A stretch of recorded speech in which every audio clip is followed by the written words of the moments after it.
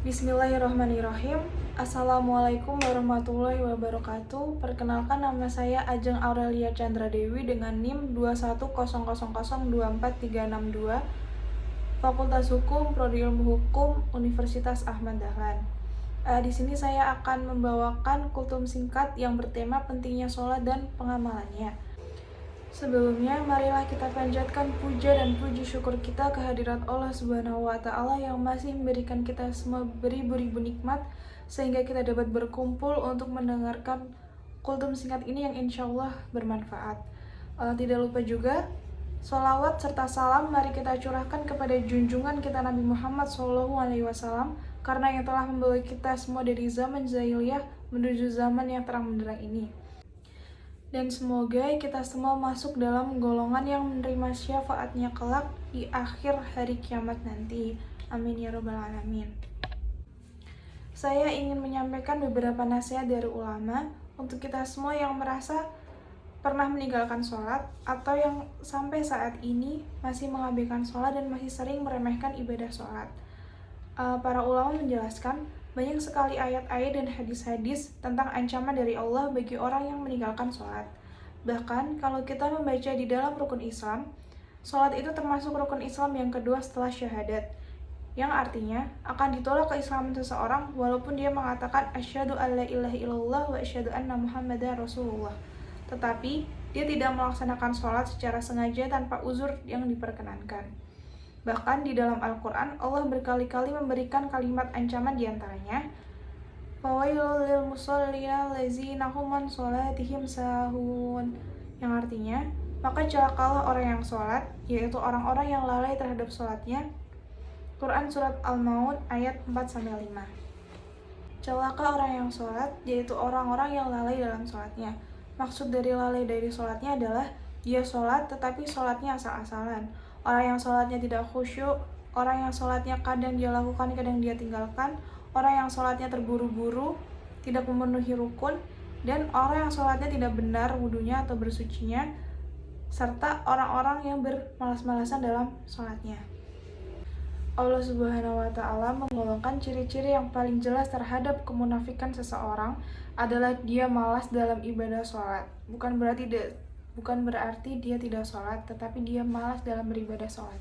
Allah Subhanahu wa Ta'ala berfirman di penggalan surat An-Nisa yang berbunyi, wa iza qamu ila sholati qamu kushola, yang artinya apabila mereka berdiri untuk sholat, mereka lakukan dengan malas. Quran Surat An-Nisa ayat 142.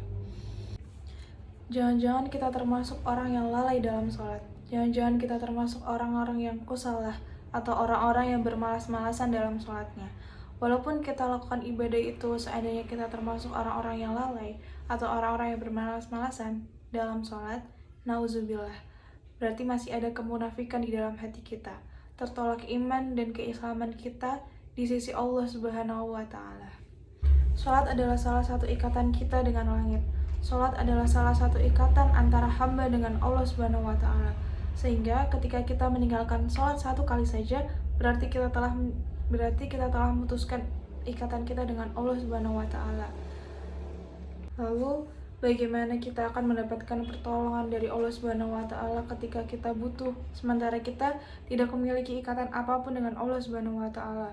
Ketika kita tidak memiliki ikatan apapun dengan seseorang, lalu bagaimana kita berharap orang tersebut bisa menolong kita?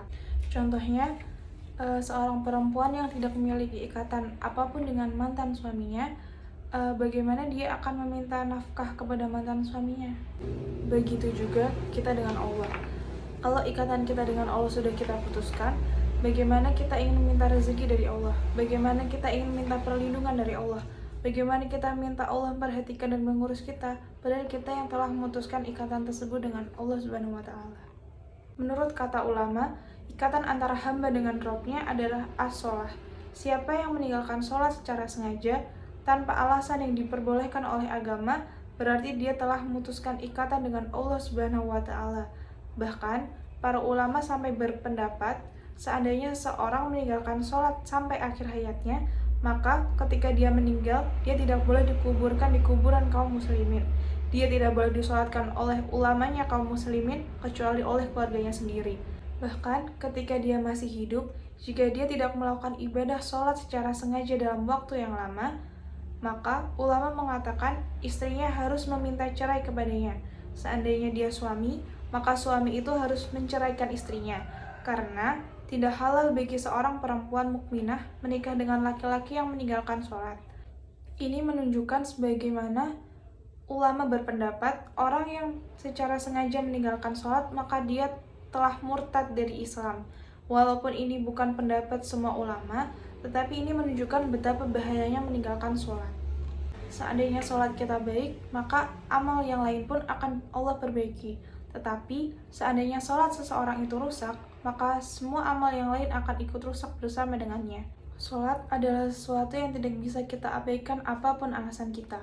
Kita boleh tidak membayar zakat, kita boleh tidak berhaji jika kita tidak mampu, kita boleh tidak berpuasa jika tidak mampu dengan cara diqodho atau membayar fidyah, tetapi kita tidak bisa meninggalkan ibadah sholat.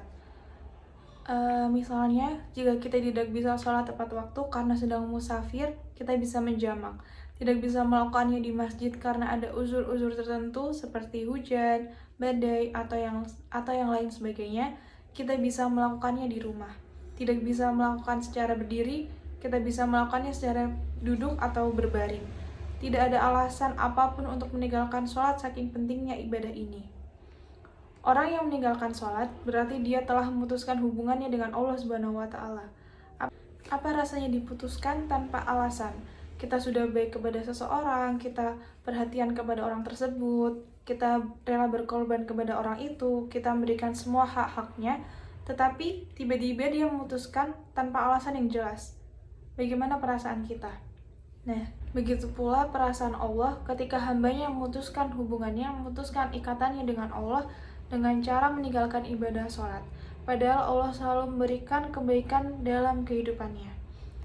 Jangan putuskan Allah dengan meninggalkan sholat. Mudah-mudahan ketika kita menjaga sholat, Allah juga senantiasa menjaga kita. Amin. Demikian kultum singkat yang bisa saya sampaikan. Semoga dengan kultum singkat ini kita bisa mengambil beberapa ilmu dan pelajaran agar kita tidak mengabaikan lagi pengamalan-pengamalan sholat, agar kita tahu betapa pentingnya ibadah sholat itu, dan semoga kita bisa menjadi pribadi yang lebih baik ke depannya. Barakallahu fikum. Wassalamualaikum warahmatullahi wabarakatuh.